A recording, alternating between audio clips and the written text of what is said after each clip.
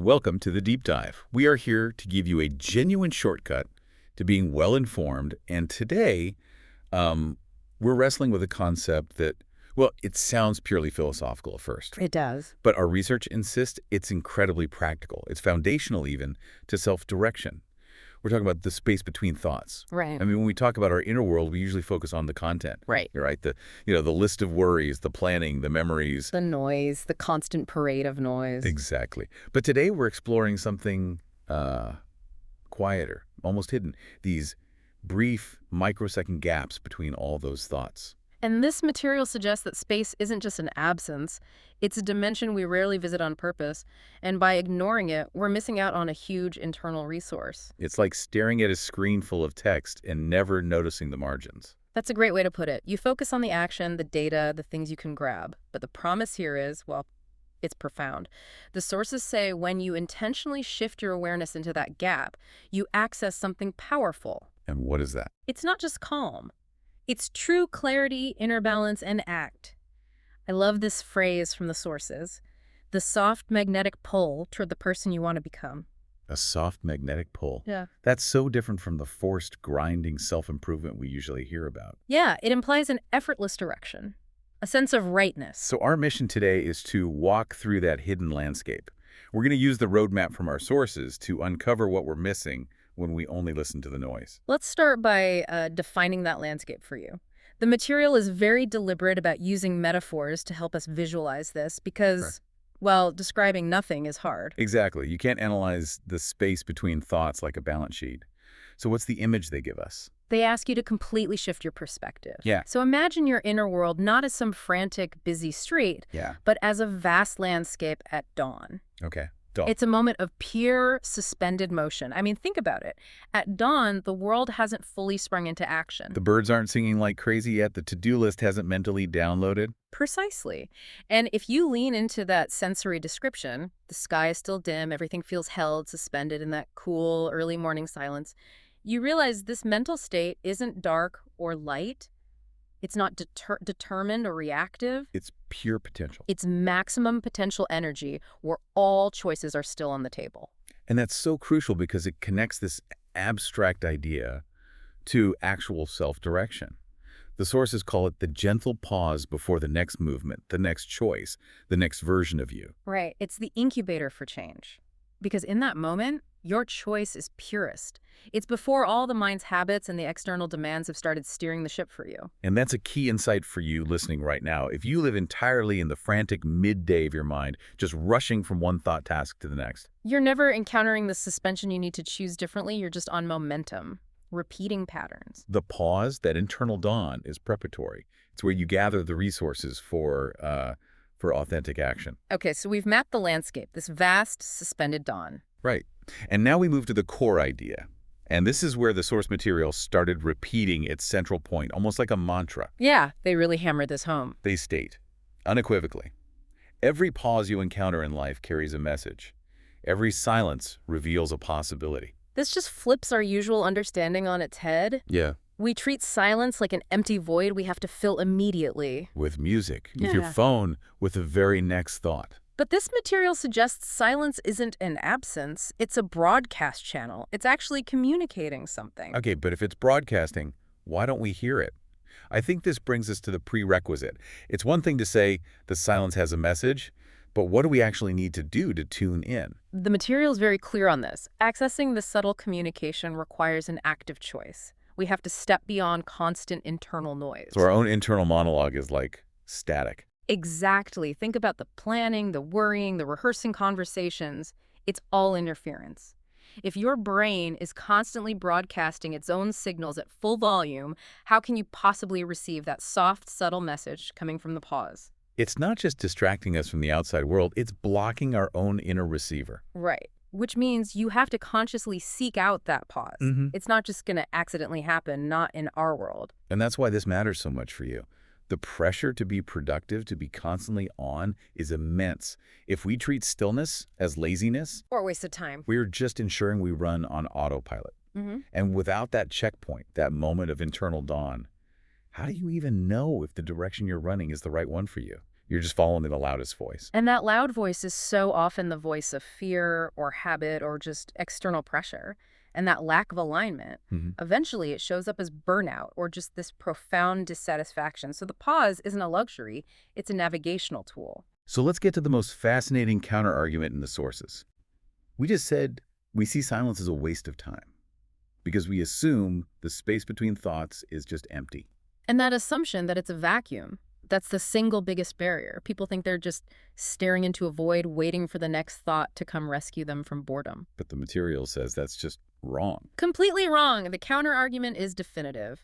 The space between thoughts is never empty. It is not a void. It is full, but its contents are only perceivable when the internal noise is muted.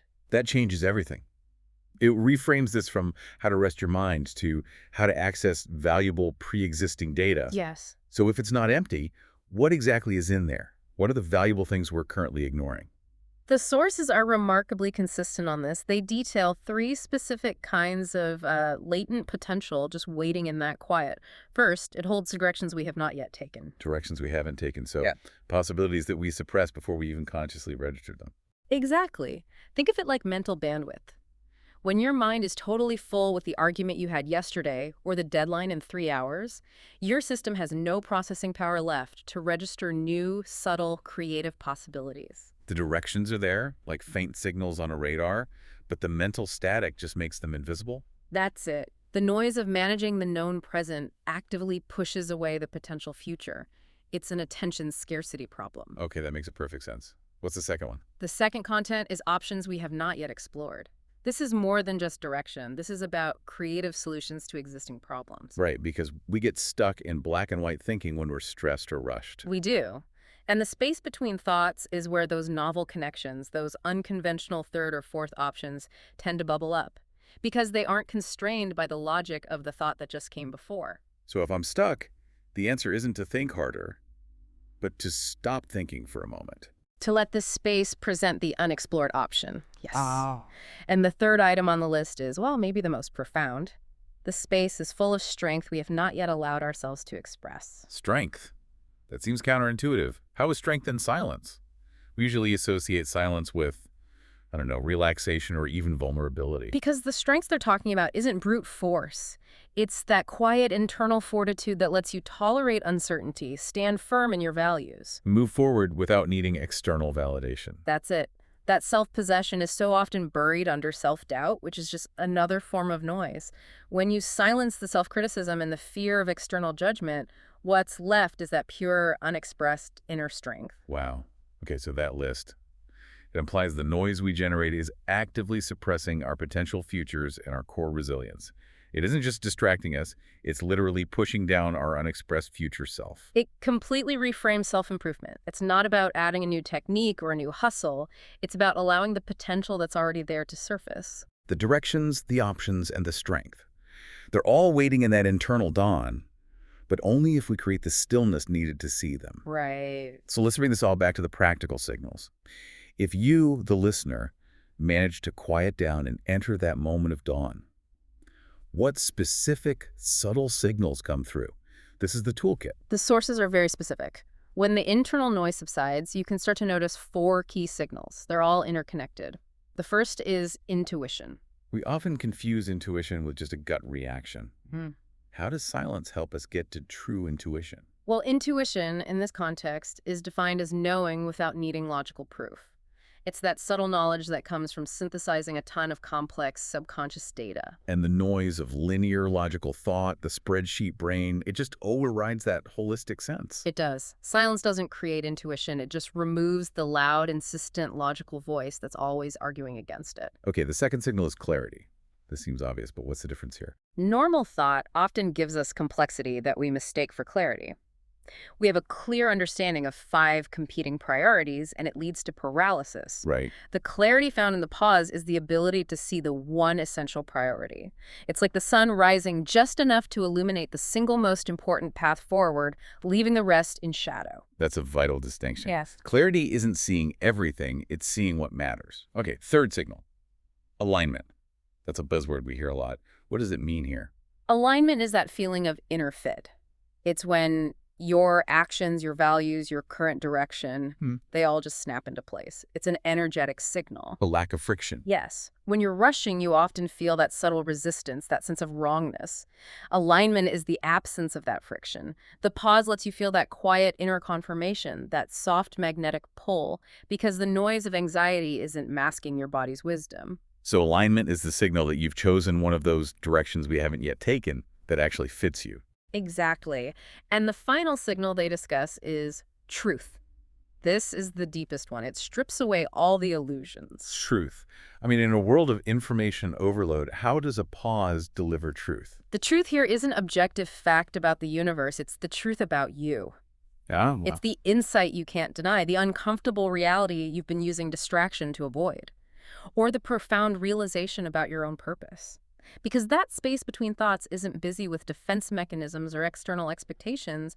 Your inner reality can just surface unvarnished. It's the moment you stop lying to yourself. so that's the whole toolkit. Intuition pointing the way, clarity defining the path, alignment confirming the fit, and truth providing the foundation. It's all just waiting in that gap. And you can't feel alignment or truth if you're screaming at yourself internally about your to-do list. They are, by definition, subtle signals. They require a quiet channel. The commitment to seeking the pause is the commitment to receiving this critical self-knowledge. Okay, so let's synthesize this one last time. We started by mapping this inner quietude as a vast, suspended landscape at dawn.